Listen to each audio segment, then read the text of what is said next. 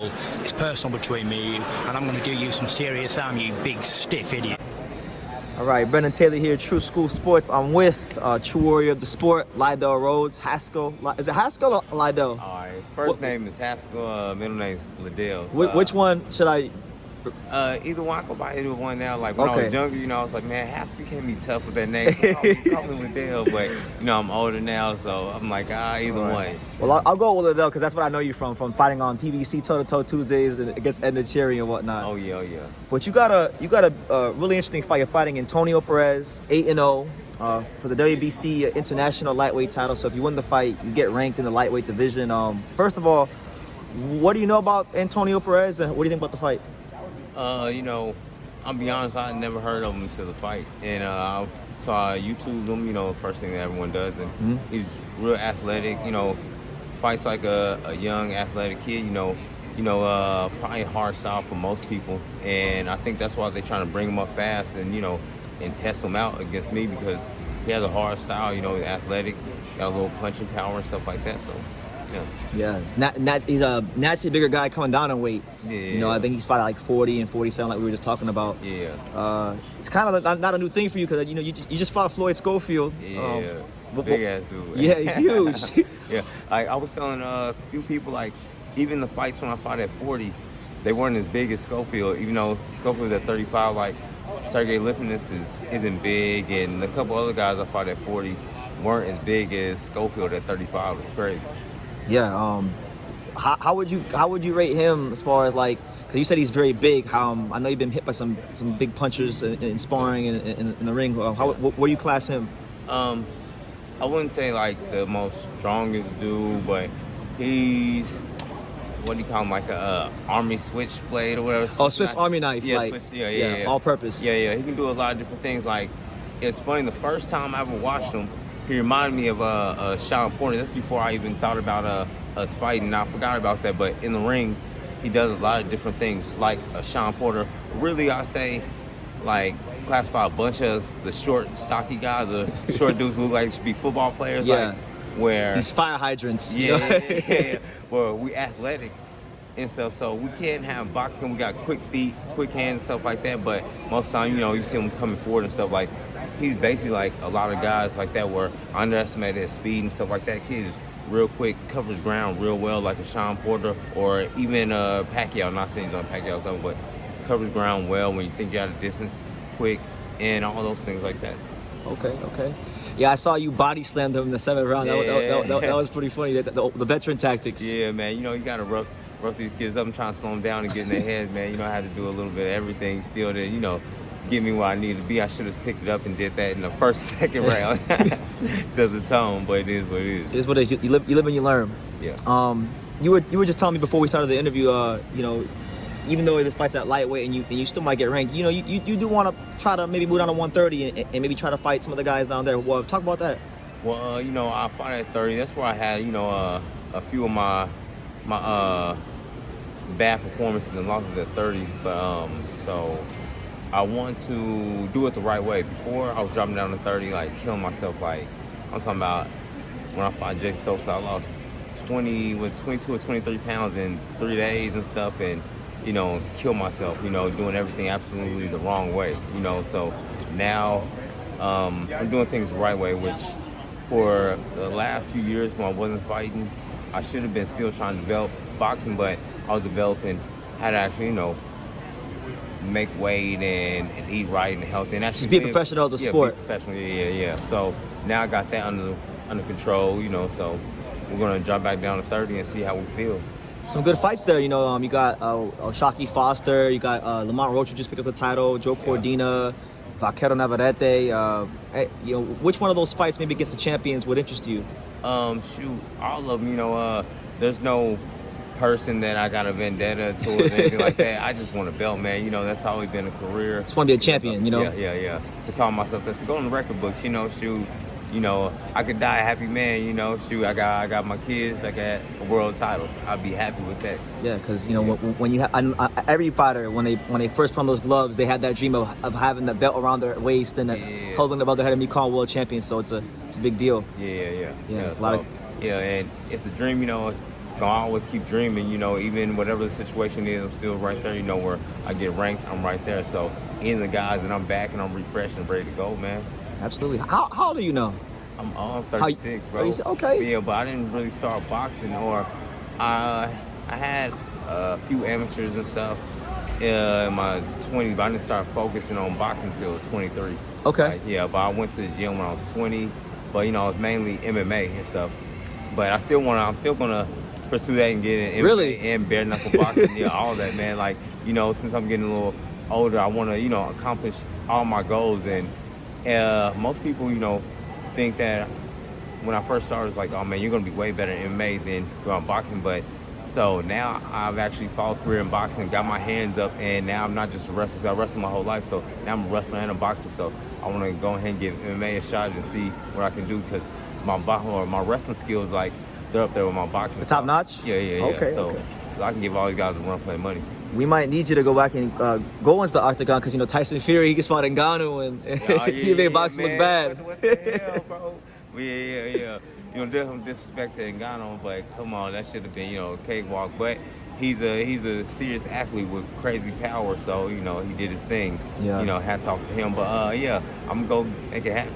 I know you're a pretty laid back guy. You don't seem like the kind of guy that has personal vendettas against anybody. But in MMA, is there anybody that around your size you'd say, you know what, it'd be cool to, you know, fight that guy in the octagon one day? Yeah. The champion UFC, of course, I'd like to fight Sean O'Malley. You know, okay. He already calling out boxing stuff. Call me out. We can rumble in the cage, bro. So yeah. That'd be a cool little fight. You and Sean O'Malley. Sugar Sean, that's what they call him, I guess. Yeah. So that's cool. He already want to cross over. I know he probably trying to cross over and make some money, but you know, hey, he wants a guy, you know, the Tank and all them guys' name, but hey, you gonna get Lydell. Yeah. Get all the smoke you're looking for with Lydell. Yeah, for real. Okay. Yeah. The last time I interviewed you back in 2021, I asked you a lot about the guys you spar, like Shakur Stevenson and Tio and all these kind of guys. And I know with Shakur, he had he had a fight with Los Santos recently, where, you know, a lot of people were critical. Even I was critical to a degree, because I felt like he should have did better. You said something in that interview I kept thinking about when I watched the fight, which is that he can just, if he don't want to get touched, he's not getting touched. I would say Devin is kind of there, but Shakur, when he doesn't want to hit you, you ain't fucking touching him. It's like that? It's like a switch you can almost turn on and off? Yeah, I feel like he's the only one out of all them who has, like, say that for he can make a fight as boring as he wants. If he wants to go out there and not get touched, he can do it. I think he's probably the only one out of that group that can do that. Like, if he don't, like me, I'm fast, I'm good, I got a lot, but when he wants to just move around and slow the pace down, not let you touch him, that shit's hard as fuck to touch him. That's like some Floyd type shit. Like I was just saying this too when I watched the last fight. I was like, man, I'm getting the same feeling when I watch Floyd. Like, I'm not saying he's as good as Floyd, but like, you know, you used to watch Floyd and 6-7 rounds just go by and you look up and he's up 7-0. You know, the fight's done. And then the little combination, you start adding them on it. And before he's hitting you with a 1-2, or first it was jab, then a 1-2. Now he just put more. It's 1, 2, 3, 4, 1, 2, 3, 4, and sharp, clean every shot. Yeah, he's pinpoint. Yeah. What'd you think about just, I guess, him defensively? Was what he was doing in the Los Santos fight similar to maybe when you were sparring him? Yes, the first time. So, you know, now we got to do part 2 off of that part too. Part 2. So tell people about that. What happened with? Okay, so after the first interview we did, you know, and you forced me, so I'm gonna blame it on you. Okay, it's my fault. It's true. It's BT's fault. True School's fault. So first interview, people didn't say it. I was like, man, it's a tie, you know, between Shakur and Teofimo when I sparred them. Shakur, Ryan, Devin, Tio. Who do you think was the most skilled you sparred out of all those guys? Man, I don't want to disrespect anybody. But yeah, I ask it this way: how would you describe each of them in the ring? That's better. Okay, if I have to say the top would be Tio and Shakur's right there with them. They damn near neck and neck. But I would probably edge to Tio, but them two. But and the thing too, you gotta realize when I sparred Shakur, I didn't even spar him first. I jumped in on tail end, so he sparred somebody else before he even sparred me. Okay. Hey, talented kid, or man now, she can't call him a kid, talented man. And I want to a lot of people were kind of critical because Teofimo lost right after that. Yeah, to George. Yeah. But look how he's rebounded. He is a monster. I'm telling you, the guy, he's super duper talented.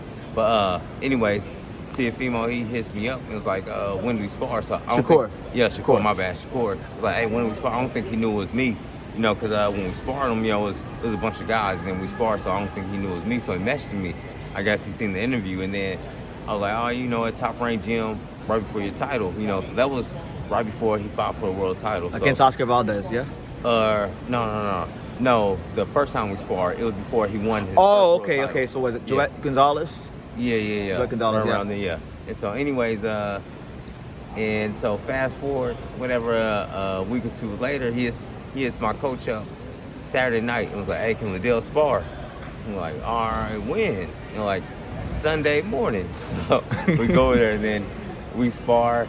Everything's cool. We doing our thing, and then, you know, progressively, or you know, he just starts turning up every round, turn up, and then once it probably like one of the last rounds, then he lets it out. He's like, all right, now who the best now? I'm talking like, I ain't even gonna lie to you, man. He was touching me up. So, you know, I was like, all right, you got it. You number one out of dudes on spar, you know. So it was funny. It was a funny little story, but still cool, dude. You know, he was talking like that, but still respectful. Like a lot of people were like, oh man, he's this, he's that. Like I like him, you know. Like and he was calling me out, like talking trash while we was He's just competitive. Yeah, competitive. So he's not like a disrespectful dude, nothing like that. And crazy skills, but he's still number one in my book. So now I jump to the Los Santos fight or whatever. I know a lot of people was critical. Even me, like I said, it was boring to me. Where usually great technical boxers, I don't get bored, but I was bored in that fight. Like not even gonna lie. And so, but you know, he even said it wasn't his best performance and stuff. But I still think that you got to take your hat off to him to be able to do it. Like, who can have a bad performance and still break the comic book record for a less amount of time getting hit in a 12-round fight? Like, you got to have real skills to literally not get hit by someone like that. Because what's name's underrated, he can fight. And Edwin, he has Edwin, and he has like a crazy style where like it's reactive. Where most guys who can punch, they're like, all right, I'm in attack mode, and then they're not in attack mode. You never know what kind of mode he is. As soon as you jab, he's ready to just throw something, you know. So it's a hard style. I think Shakur got past it, but the only thing with me is, will he do that with every time he fights a puncher? Because with Nakatila, whatever how you pronounce his name, was a puncher, and he moved a lot in that fight as well. So is that just he was hurt or someone was off, or anytime he fights a big puncher, will he just do that style like, all right, cat and mouse? Could be a mentality thing, you know? Yeah.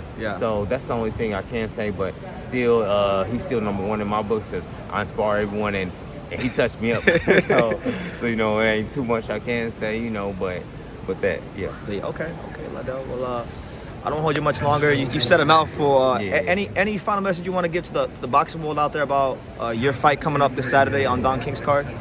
You know, I'm going back to the old me. You know, I feel like I got away from the old me of being the explosive guy that I used to be, and I wanted to try and sit back and be an older, wiser boxer and make my punches count. But you know, I seen that that's not me. That's not my style. So tune in. It's gonna be fireworks again. We letting our hands go punches and bunches, and we're trying to stop this kid. We're not trying to. We're going to stop this kid. Okay, well, there you have it. Lydell Rhodes, one of the true warriors of boxing. Thank you for talking to True School Sports. Thank you for watching another video on the untouchable True School Sports empire. For more great boxing content just like this video, click right here and make sure you subscribe. Much love from sunny South Florida.